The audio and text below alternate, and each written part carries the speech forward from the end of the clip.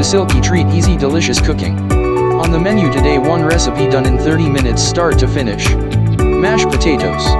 Ingredients: potatoes, butter, salt, pepper, nutmeg, optional fresh whipping cream.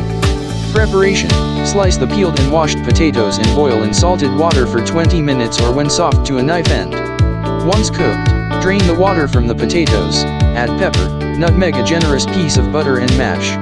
Optional, add a splash of fresh whipped cream. You may also enjoy adding an egg yolk. All ready to serve and eat with most meals. Enjoy these meals. Thank you for watching. Subscribe, share, like and comment if you wish.